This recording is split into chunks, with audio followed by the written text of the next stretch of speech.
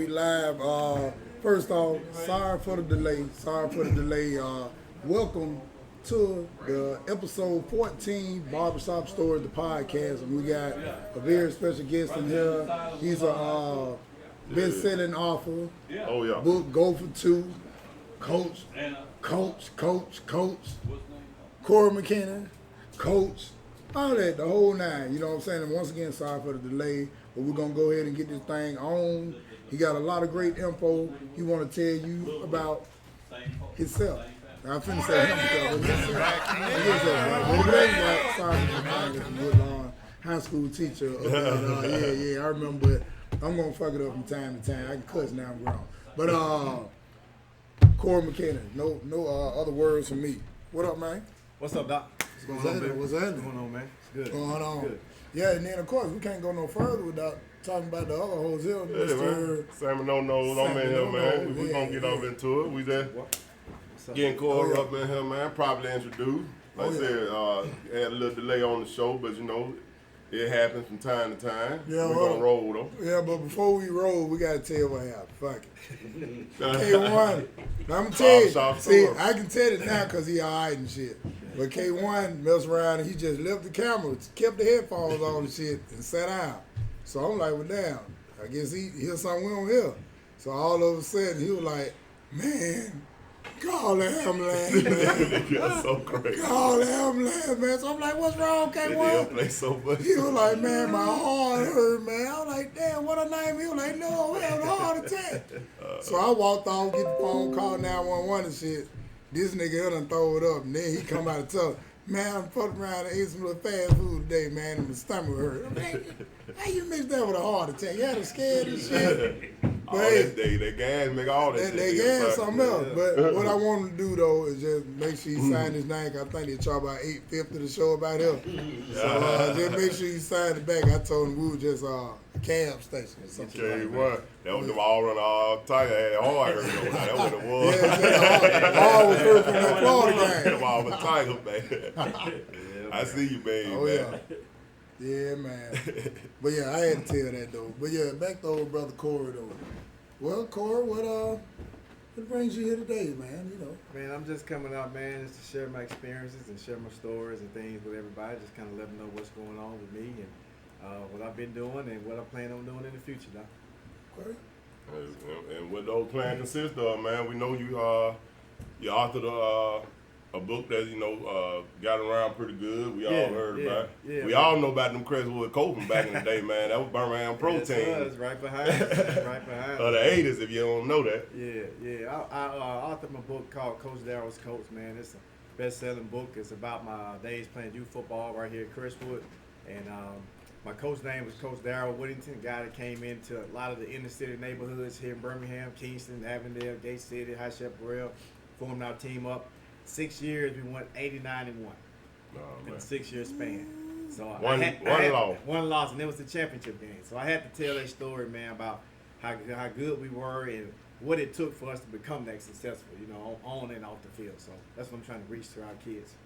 Somebody had to put it out there. It probably would have been a lost story, just one of them hood stories that we always talked about. But now that thing in ink, it's published. It's published, man. It's gonna be around forever because of this man right here. And it's, you know, it's not just about football, even though it's a football story, it's more about life. You know, that guy came in and allowed us to stay over his house a lot of times. 30, 40 kids sometimes spend the night over his house. We went out of town, we went on trips, fishing trips, took us to a couple prison visits a couple times. He kind of let us know what happened if, you know, you don't do the right thing. Scared straight to him. You know, 8, 9, 10 years old. And the doors slammed behind. We was like, oh, shit. You don't want to go fishing no more. You can go here. Yeah. So we learned a lot, man. Learned a lot from him, man. So I just wanted to tell that story and make sure it got out, you know, the right way, man. So we can try to help these kids learn how to be successful, you know, through hard work and discipline and having character. Those ingredients, you know, to be successful. See it. Well, let me ask you this, man. So, did the book inspire you to go into nonprofit and work with children, or was working with children the motivation for you writing the book? I think the book kind of inspired it because after I got the book done, you know, and you see all the stuff that he did for us, it kind of inspires you to want to do the same thing. So that's kind of where I got my Go for Two brand from. You know, to kind of go the extra mile, guaranteed to make your heart smile. Yeah, it's my T-shirt and my brand I created. So it's just about trying to, you know, go out and go the extra mile for people. You know, about making the heart smile and things like that. So yeah, the book did inspire that part of it. So you know, I fostered kids too for the last 8 years or so. Probably had about 50 kids that came through my crib. So you know, I've been trying to get back in that fashion and trying to help these kids be successful. Well, you're a special kind of guy, man. Talking about watching other folks children, watching their own children. So right. Yeah, that's something serious, man. Because you know, in most of the school systems that I see, is majority women. Right. And of course, that's great. You know, shout out to all the teachers and public educators and people who watch other folks children. But for you to be a dude that's getting off into it, that's something serious, because a lot of times it ain't really no money in working with schools. You know, it ain't. You can't do it for the money, because it ain't a lot of money with that. But you got to do it from your heart and want to help out, man. And it makes a huge difference when it's a guy. You know, when it's a man doing it. You know, because I've had instances where kids come in. You know, my wife say, "Hey, Johnny, sit down," and then he won't sit down. And the first time I come up and be like, "Sit down," you know, you sit right down. You know, so we got an impact, man, as men that we can make that I think we take for granted sometimes. You know, just our voice alone, you know, can make a huge impact. You know, especially when it comes to our youth and kids. Man. That's real, man. That's real. I think there's a lot we can do as far as inspiration goes around here, man. You know, because kids are always looking to us for more and more, you know, whether we know it or not. You know, you can inspire them, you know, to do many things. You know, if nothing else, just have some hustle and get out, get up and be about something. Know how to change the tire. Know how to, you know what I'm saying, cut grass. You know what I'm saying? Some of the core values that kind of escape, you know, young men. Because you know, we cut hair and we deal with lots and young men too. Older, young, you know, all ages. But, you know, we talk about certain things. You know, we always had a war of the ages and, you know what I'm saying, going on. And we talk about, you know, how we came up and, you know, we won't get 100 miles in the snow store like, you know, like Granddad gave up. But we talk about having to cut grass, having to do chores, couldn't leave the house before this was done. You know what I'm saying? Mama coming home, seeing stuff wasn't done, stopping you right then. You know what I'm saying? Making you do what you're supposed to do, waking you up out your sleep, making you do it. And all it takes is a consistent person behind them, because kids want it, honestly. They want to know what to do. They want to know what to do to make it out here and what to do to survive. But if they can get by without doing something, being lazy, then, man, anybody do it. You know what I'm saying? And they look for attention. They look for guidance. You know what I'm saying? They want us to show them the way, how to do things. And, you know, so that was one big thing that I got. And another reason, you know, that I wrote that book, man, was, you know, I seen my kids kind of grow up in playing sports, and I kind of see how things were being done differently now than versus when we grew up. You know what I'm saying? You know, we got taught the right way. And a lot of these kids, they want stuff for nothing. They want the easy way out. They want everything given to them. And that ain't the way that you're going to become successful. You know, if you always give me, you got to learn how to go work for stuff. Yeah. You know, when I speak to our youth, I speak to our youth about peer pressure and bullying and things like that. But when I talk to them, I talk about working hard. You know, nothing is going to come great or successful without working hard. You can forget it. You know, you want the easy right out. We all like the hookups and discounts and coupons and all that, which is cool, you know, but don't get so locked into that you lose focus on how to work for stuff, you know. So, you know, that was another thing, man, just trying to push these young ones to try to get to do what they can do, because they actually have it in them. And they got access to all kinds of stuff now that we didn't have, you know, with the internet quicker and all these things and tools that they got right at their lap. You know, it's really no excuse, man, for not trying to go for what you want and do what you want to do to be successful in life. And having that push behind them count. Oh yeah, definitely. Having that push behind them count. So I know you played. I remember you playing at Woodlawn, of course. Yeah. You went on to play collegiately after that, right? Yeah. JSU. Yeah, played at Jacksonville State University. U5? Yes, sir. I'm talking like Ranger 5. Like, what position you play? I played both guards, man. I played the point guard and the two guard. Okay. You know So he had 10 seconds left. Sam lose the ball, boom, you recovered. Y'all on the same team. I gotta lose the ball, man. Yeah, because Sam play power forward. Yeah. Know what I'm saying? He ain't no dribbler, but he can lay it up. He can set a pick for me. Yeah, I can come off and drill it. Yeah, I said a mean pick. I'm a role player. You going for 2? I play a role. Yeah, but I'm gonna shoot the 3 though. Okay, all right. Step back. That's the day game. Oh, step back. Man. But playing sports, I know we talk about kids want something and me, I that attitude going on. We see it a lot. We know it's out here. Yeah. Probably hate when it's kids that's close to us and people aren't looking because we know we the one that spoiled the shit out of them. Yeah. But what you think about this? Just kind of elaborating off your sports background, being a kid that came up playing yourself. What you think about when we kind of give kids praise early? You know, not that they don't need it when they doing good, but you know, you got kids in the little league. I mean, they start out young, 5, 6 these days? Yeah. You know what I'm saying? 4 sometimes, they're big 4. I mean, you hollering to the top of your lungs for me every week. I'm coming out the field getting money. Yeah. I mean, you know, what you think about kids just getting too much of that? Yeah. It's not like that you're supposed to give them anything, but I think sometimes we overcompensate for what we didn't get. You know, as adults now, we try to give them what we didn't have, and sometimes we can go a little bit too far with it and try to give them too much, you know what I'm saying, at an early age, and they kind of get to their head and they kind of lose the focus of the working hard and to accomplishing their goals. They'll sit there and they'll always think they're supposed to get praise for everything, you know. So it's kind of dangerous to kind of give them too much. You know, you want to give them stuff that we didn't have opportunity to give them, but at the same time, you want to kind of monitor that. It's two sides. Make sure that you building them up or whatever, but you're not letting them go too far. I actually officiate high school basketball too. Okay. And I remember doing a game, man, AAU basketball game. Little kid probably was 12, you know, and he was good. He was a good player, probably the best player on his team. But he had a bad attitude, you know, cussing his teammates out, you know. So I went up to him. I said, "Hey, man, you know, you can't be doing that on the court. You can't be cussing." Told the coach about it. Coach didn't say nothing to him, you know. So I told the coach, I said, "Hey, man, he can't be having that type of language out here on the court." So I went to him. I said, "Hey, man, don't you know you're a good player, but don't you know you need those other 4 guys on your team? You can't do it by yourself. So if you're talking to them any kind of way, then they're not going to play with you, right?" So he kept doing it. Ended up cursing and acting up. So I gave him a tech, you know, set him down. Coach get mad. He didn't want to say anything to him. But anyway, long story short, they actually lost the ball game, you know, and the coach tried to get upset about it. And I gave the coach a tech too. Set both of them down, the player and the coach. But the guy was so good, the coach didn't want to discipline. He wanted to let him do whatever he wanted to do. Let him cuss everybody out. How you going to cuss your own teammates out, right? And I'll never forget, I had 2 parents come up to me after the ball game and said, "Mr. Rep, I know we lost the ball game. I want to tell you something." He said, I thank you so much for disciplining that kid. He said he's been doing that every city that we go to. They've been seeing it every too. city that we go to, he's been doing that, and they let him get away with it because he's a good player. I said, well, he ran into the right one tonight, so I'm not gonna have that. You know what I'm saying? So you have to just be careful about how much we give these kids and continue to let them move and grow. You know, and still encourage them along the way. Right, But just don't give them too much. That's a must.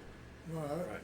Mr. McKinney, are there any other nonprofits that you're working with in coordination of making it happen even bigger for you on this, working with the children? You're linking up with any other groups? Yeah, I'm in the process right now with a couple of them, and like I said, we go out, man, in the community and try to help those in need, especially like women and children. Like my organization, we kind of focus on women and children more so, but we do help everybody in need. But we got a couple of people that we're kind of working with, trying to grow and become, and that, because actually I wish I could do this even more, because, you know, I've actually, this past Labor Day weekend, we went down to a shelter and we actually fed the homeless, the moms and their kids, you know, for Labor Day weekend. Back in May, we took them things for Mother's Day, you know, and just to see the smiles on these people's faces. And I wish I could do that kind of stuff at a bigger level and more, you know. But I am in the process of working with different people trying to get that expanded. That's what's happening. Well, I guess this is a side note, man. Yeah. College football. Who you like? I'm a bulldog, man. Georgia. Boy, Georgia? Yeah. Boy, old Luther King, he'll love that, boy. He'll sit there and talk to her. He gonna be do giggling when he see I'm it on the talking podcast. about, man, You see him talking about it on the podcast. Yeah, I've been a bulldog. Man, I told you I'm not the only one there. I can see him now, boy. He gonna. Yeah, it's been a long time, man. Since I was a little kid. And 9 quarters. And Glenn. Little kid, man. It's been like that since I seen Herschel play. When I first started playing youth football, you know what I'm saying? And I just been a fan ever since, you know. He said Herschel. He said Herschel name, so you know, way he back making sure you don't confuse with no new millennium fan. You know, I got drilled for that growing up because you know it used to be Alabama, Auburn that you hear in Birmingham. You know what I'm saying? So I was like, well, why I gotta follow somebody else? Let me get who I want to be. You know what I'm saying? So I'm a leader. I ain't a follower. So you know. Right. All right. Well, let me say this first off. We gonna get you though 3 times in a row. 3 times in a row. Well, I'm a frequent shopper at the Chevron over in the Port of Madrid. Are you familiar? Yes, sir. Yes, sir. I seen this hat because I enjoyed the color. I'm actually not an Auburn fan, so all you Auburn jokers, I ain't with y'all niggas and shit. He stand the game the same penalty. It's high treason on him just like the rest of them. Yeah. And like K1 and Fred and everybody else, it's high treason. He got the hat on all season. LSU, I'm an LSU, but that LSU is Lawson State University, so I never had an opportunity to see none of them niggas play. But they had some hoopers. They had old Dennis out there. He was hooping and shit. You know, I started hoop, but I wanted to cut hair and all that. But any predictions for the college season this year? Like, who do you see being in the Final Four? Your pick. Okay. Go for 2. Final Four. I'm going to go out on the limb, man, and I'm going to call it with Ohio State, Oklahoma. I'm going to say Bama and Georgia. Oh, yeah? Okay. I don't think that's a bad pick. That's Georgia facing Justin Fields and Bama facing Jalen Hurts in the playoff then. We're going to make it happen. Make it happen. Don't make Georgia and Bama meet the first round. Nah, we can't do that again. Yeah, that's a good lineup though. I can't even argue with that. I can't argue with it. You got a lot of stuff got to happen for that to take place. Yeah. You know, it's week, 6, 7, it's early. We still got a lot of football. Popping fish in the barrel, that's all. Shooting fish in the barrel. I try to take it 1 week at a time, man. Don't get too far ahead of myself. Just worry about one game. You think Auburn will end up in Birmingham? This, you know what that mean? I ain't gonna say it. I'm just saying. Birmingham's a great city, by the way. So you think Auburn will end up in Birmingham? Birmingham Bowl? Yeah. Nah, man. I think they're gonna be all right. You know, he was gonna bound to have one of them games sooner or later. You know what I'm saying? And then he went up against that Florida defense. It was kind of tough on him, man. Yeah. So I think that I knew it was gonna come sooner or later. So that too. So and he probably ain't done. He probably gonna have another one sometime during the year. He a freshman, man, so he gotta grow. We gotta learn. But I see Auburn probably, 8-4, 9-3. I think they're probably like that. This one for So is Georgia one of them W's? Is Georgia one of them L's? Yes, sir. Yes, sir. You heard him, Mo. We're going down to the Plains and handling business, man. They got us down there last time, so we can't have that twice. I'm going to have to call Kirby myself. all right. Yeah. Easing over to the left. What about NBA? Mm-hmm. Now, I'm going to say this before you say a word. Mm-hmm. Before you say a word, man. Mm-hmm. Los Angeles Lakers, they going to win. Rolling Lamontrez Allen. We bet. If you pay me now early, I'll knock 15% off. Well, if not, I want all of it. And I want it all one because I want to look like I got some money and put a 20 on top of it. Just hold that shit. I thought y'all bet the grocery. Y'all didn't bet the grocery? No, I ain't bet no grocery. Even though I know they gonna win, we bet the cash. I thought y'all bet the grocery, and whoever buy the grocery got to come to the other person how to put them up and all that shit. Y'all be talking. I'm taking cash roll. I don't want to stop over East Lake, man. So you're rolling with the Lake Show, huh? Oh yeah. But no, rolling against him. He against him. Oh, you against him? Okay. What's your prediction for the NBA this year? There's been a lot of changes. Yeah, we got a lot of moving around going on right now. But it's always a favorite though. Right. Who you going with? It's hard to go against Golden State to somebody just really just run them off, man. They just got ran off. They got ran off. They'll be back in it, man. That wasn't even 6 months ago, man. But the Lakers gonna be in there. I think with the moves they made in the offseason, man, and LeBron because he's gonna be healthy this year. He set out the last part of the end of the season, and he hadn't done that in 12 years, and they've been in the playoffs every year, man. So him coming back fresh this year. He playing the Olympic trial this summer. I think they're gonna have a good shot at it, man. I think they're gonna have a good shot at it this year. Yeah. Oh yeah. Speaking of good team though, that Crestwood squad, man. That's the book about, man. You said 89-1. Yes, sir. 6 years. First of all, I want to know who the hell was the one. Shit, y'all won 89 straight, dude. We lost to Center Point, actually, man. I was just gonna say, was it Center Point? And I'm gonna tell you what happened with that. I think I remember that. We had played 5 years straight undefeated, and one of the coaches from Crestwood went over to Center Point and took a lot of the players back. And this, when you're on your last pound in youth football, you get to play 2 years. Mm-hmm. So you got a lot of 11, 12-year-olds, 12 and 13-year-olds playing together. Mm-hmm. So that was the first time we was on the 120. So most of us was 11 and 12. So we're playing against 12 and 13-year-olds that year. Well, the guys that were supposed to have been playing with us that year, they all went to Center Point. The second-year guys. You know what I'm saying? So one that supposed to been coming back. Right. So we had about 5 or 6 guys that actually was second-year guys. The rest of our whole team was first-year guys. You know what I'm saying? So they took a squad over there, and we beat them early in the season. Good. Beat them the first game of the season, man, and kind of. Man, them games used one to of be. them games where coach said the ball will always bounce your way sometime. It was one of them games that fumble. We had all kind of things going on. They won, man. Our first loss, 20-0. We lost for the first time in 5 years. 5 years. It was heartbreaking, man. We didn't know what to do. We had never lost before. You talking about going 5 years straight, out of town championships, going to Florida, winning the championships, winning the Alabama State championships. Never lost until we got to that championship. So that means there was a whole bunch of wet shirts. Yeah, how long y'all cried? I'm talking that was that. You can't even breathe. Nose, snotty nose. They think you ain't supposed to lost. Yeah, man. And then, like I talk about in the book, man, we after, when you first start winning, you first start becoming successful, everybody rolling with you. You know what I'm saying? But it's a funny thing that happened. Like after year 3, years undefeated, people start kind of, a little bit more quieter, and they start kind of turning. It's kind of like, man, I'm kind of getting sick of them winning. I'm kind of getting tired of them winning. So the cheers kind of get a little lower and lower. The next thing you know, it kind of turned to hate. How they gonna lose? Now it's like everybody waiting on you to lose. So that was like a build-up. The last 2 years before that happened, everybody was kind of like, man, they was coming to the games to see us lose. Yeah. Except for like your mom and parents and stuff like that, So man they walk on the hill and them things, man. They was hollering and cheering and cussing us out and talking about us all kind of way when we lost that ball game, man. Yeah, we had a lot of wet shirts that night. You know what I'm saying? Hit the Crestwood game and hit the swimming pool. That was a Saturday for you. Yeah, man. So it was some fun times, man. So I put a lot of them stories in that book, man, trying to tell as best as I could what happened in those 6 years, man. And we came back that next year and ran the table again.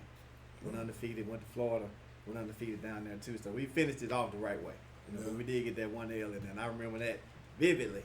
That loss, man. Probably more so than those 89 wins. I remember that one loss. Oh yeah. But that's the truth though, man. I went out there to Crestwood. I probably would have been about on the 105. This what happened, right? Yeah. You remember that's when they used to give you the pass and all that shit you take home, right? Yeah. So I never forget. We out there, we practicing this shit. Down, go, all that shit. Yeah. Chopping and shit, all that, the whole night in the bull ring, foul. Yeah. So it came down to pay. That shit was $75. Yeah. Never forget this shit. I asked my cheap ass dad, Bennie, this out to you. To Monday, Kuma Chiche. Yeah, I said, hey, Dad, I was excited and shit. Yeah. Nigga got a couple cuts in. Yeah. I was like, Dad, hey, man, I want to play football. He said, well, go ahead and play. I was like, no, they folks want $75. Yeah. So he gave me $100. And he said, you can buy your school clothes or you can play football. So you had an ultimatum. I mean, it went hard because, that was the cracking era. Yeah, man. He already put a nigga in some Velcro shoes that, you know what I'm saying, some shit like that. Yeah. So I made a decision.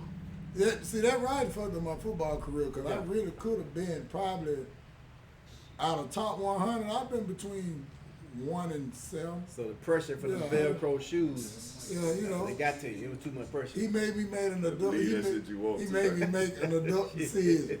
That cause I guess looking back at it now, like you was talking about lessons. Yeah. he made me make a decision. Do you really want to play football? You would have played. He still would have had to buy me some shoes. Yeah. Now, there might have been some SJ 900s or some Sebagos or some LA Gills, some purple ones and shit. Yeah, purple. But I would have done it. Right. That what built your confidence up, though. Yeah. That what made It the did. man yield. But whoever listen to this, Not being able to play. I got about 2 years of eligibility in me. I'm about 6'1", 195, probably about 14% body fat, but I can get it down to 8 in the next 6 weeks. I think you can do that. You can pick me up. I'll be on the practice squad. You know, I still cut hair and shit. So however we do it, I am available. I got 2 more years of eligibility. He run about 7-8 flat. 7-8 40. See that right here, look, but you gotta look serious though. You can't be smiling and shit. Yeah. And then look, when you turn the head, you Nigga gone already. You got me. swim up, swim up. Yeah. I think you can do it, dog. 2 years eligibility. 2 years eligibility. That's So what's up, baby. That's what's up. now I ain't going to no any team. Now 49ers. Not even do the Tony I O'Brien. don't want to go to the Bills. Yeah, I hell, don't want to Well, go to these Tampa are Bay. You got no head I want to with go no to somebody who want to win. I'm serious. You know what I'm saying? Gotta be a winner, dog. Gotta be a winner. Then I want my pulling guard to be Sonny Black. You know what I'm saying? He's slow, but he's show. Just ride that You know what I'm saying? See, like he get up. Like you ever notice how he get up? He always do that shit. I don't know why, but that's who I want as my pulling guard. Yeah. Fred, I want him to be a receiver on the opposite side. Cause Fred's slow, but Fred he go smile and shit to have He him gonna laugh. catch Yeah, he gonna catch it. Don't give a fuck where he at. He gonna catch it. Hey, So man, give me hey. Fred and Sonny. And then Sound Robert like y'all gonna Walker. win it all. Then I want Robert Walker to just be the motivational coach. Yeah. He don't do shit, but just say you can do it. Yeah. Yeah. We want You Robert need- you Walker. definitely need that. That's right. Gotta We You gotta want- take them water gotta have balls. that. And we want Gotta K1. And we want K1 on the audio, what he doing now. Cause he don't hear half shit with Sandra. Have on some headphones and just be like, Just smiling. oh, okay, so what? Oh, yeah, I heard you. At Act the like OC, you heard at me. the OC, you Yeah, got the the headphones OC. Don't on. get your hand signals together. Yeah, Call yeah. the plays out. Yeah, so. Yeah, and then man. Sam, we want Sam to be the quarterback. Oh! Now, if the line ain't foul, you dead because he's slow as a motherfucker. You know what I'm saying? You know how they can come out the pipe. Tight spiral. Hey, you better block him. Yeah. You better block him. Going deep, Hey, man. hey, Yeah, block for Going him. deep. Block for Going him. deep. He accurate though. Go up a 2. Hey, Yes, go sir, up for baby. two, Right baby. here. Hold it up just like here. this, right after we That's score. right. That's Yes, right. sir. Every time, We man. holding that Right. 2 up. Every time, baby. Every But, time. hey man, hey, I do the cloud around, but the other thing I wanted to ask you about that, I know you say you recently spoke to the kids at the Steve Harvey Institute, Yeah, just chalking it up. Yeah. And you say you went through Yeah. some courses there. Yes, he had a Act Like a Success School of Business, and I had attended the conference in Atlanta, man. And once I got through with it, we had the graduation ceremony out in L.A. So Steve invited us to come out to L.A. and she hooked us up on some rooms and everything. Them rooms were $300-$400, and he locked them up for like $129. Man, I said, hell, I'm going. So we flew out there to L.A., man, and had the graduation ceremony. I had my shirts with me. I had the book since I had just actually launched my book. Okay. The weekend before I went to LA, I had just launched the book. So I took the book out there, man, and sold to people all over the country, man, and took off, you know what I'm saying? So that started my brand and my t-shirt line and the speaking to kids and everything. So that all that kind of came out of that class. They was teaching us a lot about, you know, starting your own business and marketing and branding and social media and all that stuff. So it worked out pretty good. And then from that, you know, Steve have he has a mentoring program he does every year for young boys, you know, like 14 to 17-year high school boys. And so I was lucky enough to be one of the speakers and mentors at the camp, you know, back in Father's Day weekend, back in June, Father's Day weekend, man. And it's a pretty good thing, man. He flew in like 250 boys from all over the country and their moms. Flew them all and their moms to his ranch in Georgia. And it's like a 4-day event where the first day, man, they come in, the moms come in, the boys come in, and we sit down and we have dinner, we feed them, and let the moms know kind of what to expect from the boys for the weekend. Then they take the buses and take the moms back to the hotels. Mm-hmm. So it's like 20 mentors be there, the military was there, and they all the men just be with the young men the whole weekend. No women around, no phones around, no TVs around.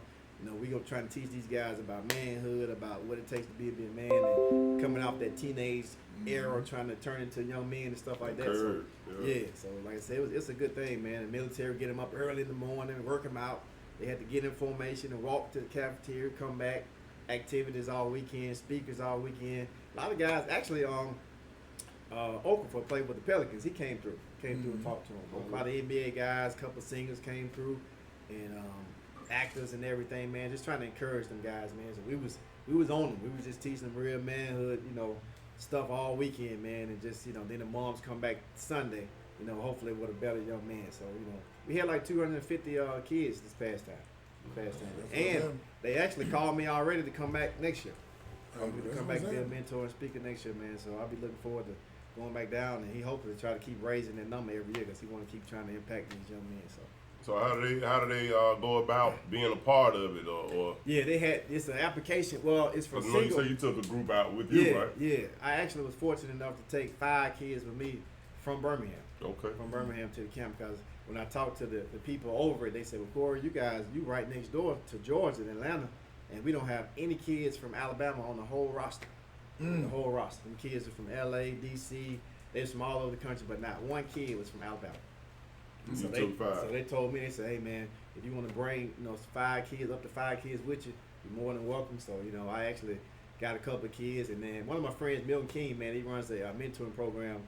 Mill. Yeah, D2B. Damn, Mill. What up, Mill? What's up, boy?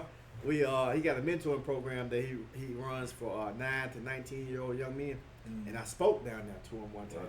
Hey, young Milk. Yeah. So I spoke down there, man. So I thought about him when I said I got to get 5 young men in that age bracket. So I called him up and I was like, "Man, look, you got 3 kids that that can go meet Steve Harvey and be in the camp for the weekend." And he was like, "Yeah." So he got back with me, man. And so I took 5 kids with me over to the camp. And they had a good time, man. They had a good time, enjoyed it, learned a lot of stuff, met a lot of people.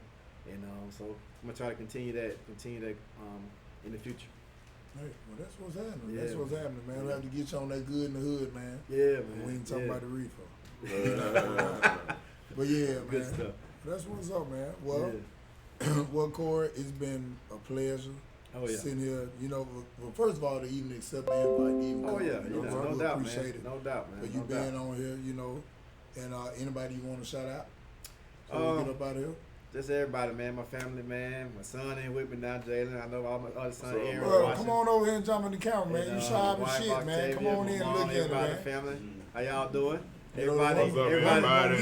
Shout out first, man. Go for 2. You know how that go. Go for 2. Everybody, this is my youngest son. Turn to the camera and tell me, "Hey, Jalen." What's up? Left hand. This your youngest son? Yeah, lefty pitcher at Clay Chalford right here, man. Y'all check him out. What's up, man? A baseball player. Yeah, man. Junior this year, so. Okay, what them grades look like? Oh, he good on grades. 5. Okay. 5. Okay. Yeah. I ain't really had no problem with it with the grades and stuff. Yes, so. Okay, baseball and the grades. Yeah, so he's doing all right, man. Hanging in there. Well, that's what's up, man. So, what's the availability on? We did let everybody know that they could have came through, got a copy, got it signed. Why they got you stationary, of course, because I know you're moving and grooving at all time. You got shirts. I got Go for 2 T-shirts, man. Smalls to 3Xs. I got my books. You can get either one of them on my website, which is www.gofor2.net. GOFOR2.net. And that stuff come directly to me. I'll sign the copy of the book and send it to you. And so. And those books are also on Amazon as well too. So you can get them on Amazon and off of my website. Okay. Well, if anybody want to get involved in what you're doing, is there a number or email address they can hit to get? Yeah, my email address is how I work with all my speaking engagements and my nonprofit and things like that. And it's goingfor2@gmail.com. That's GOINGFORTOO@gmail.com. Shoot me an email, man. I'd be glad to work with you. Come speak at your school or come speak to your youth, whatever you got going on. And like I said, I specialize in peer pressure and bullying, man, trying to keep these kids out of trouble. D, what up, player? That's Go for 2, baby. Yes, sir. Coach the story, Coach Daryl's coach. Yeah, man. Okay. Yes, sir. What's happening? That's what's happening. Well, hey, that's been a great episode of Barbershop Stories, the podcast, episode 14. And before we leave, of course, I always got to do a little light promotion up in it. First off, I am comedic narrator, haircut, slanger, Bennie Mac, and I'm with the 94.9 on the Home Team Morning Show with the legendary Miss V and the legendary Homie J. Y'all make sure y'all tune in every Monday through Friday, 6 a.m. to 10 p. I mean, oh shit. No, 6 a.m. to 10 a.m. I'm sorry, I ain't gonna be there that long. But yeah, y'all make sure y'all tune in. That's a new station in Birmingham. Yeah. You can download the app. That's the thing too. I'm telling you, it's not just a show, it's an experience. And I'm definitely gonna have this man on Good in the Hood sooner than he probably knows. When we get off air, I'm gonna set the date while we sit here. What's up, homie? That's if you missed it the first time. But he already was on now, right? That's right. That's right. Man. What's up, boy? Oh yeah, so you go to NST? Yes, sir. Over there with brother the short man is real fine. Homie? No, the pastor. Oh, Sutton. Yeah, Pastor Sutton. Yeah, Gabby, Treasure, and yeah, what's up? What's up? Yes, sir. Well, yeah, and then also too, next Friday, October the 18th, we got Friday night, a comedic experience down at New Creation, right down that way. Look at the camera the other way. It's going that way. Down at Mr. Maddox spot. Yeah. Yes, Tickets $15, man. We got Nikki Coleman coming from Mississippi. She's a hilarious comedian. And we got my homie Chris G all the way from Dallas, Texas, man. It's going to be a great show. I'm hosting. It's going to be a comedic experience. And I am the comedic narrator, haircut slanger, Bennie Mac. And that man not going to tell you who he is. Hey, I'm Sammy No, man. We got George Foster in the building next week, man. We're going to talk some finance and whoever coming along with him. We're going to talk about this money, and, if you're interested in learning how to move your finances around, make a couple of dollars off your dollar, tune in next week. Check it out, man. That's right. Law. That's right. And then a couple more announcements, too.